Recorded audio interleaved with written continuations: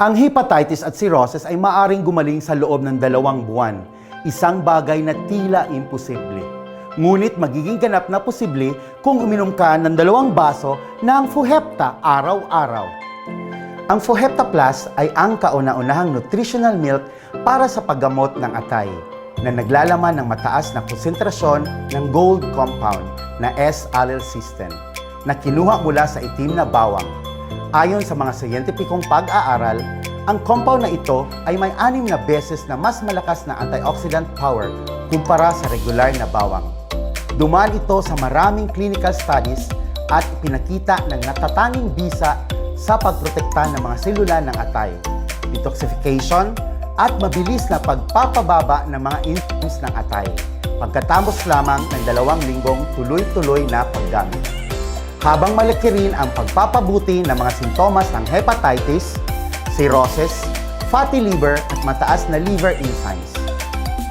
Ang bawat kahon ng Fuhepta Plus ay naglalaman ng omega-3 at omega-6 mula sa mga nogales na hindi lamang nakakatulong sa pagpapababa ng pamamaga kundi nagpapasigla rin sa regeneration ng higit sa 85% ng mga selula ng atay na nasira ng mga chemical o free radicals. Ang mga butil sa produkto ay nagbibigay ng mga bitamina B, E at C na nagpapalakas ng immune system, nagbabawas ng pagkapagod at nakakatulong sa pagpapabuti ng kalusugan pagkatapos ng 1 buwan ng tuloy-tuloy na paggamit.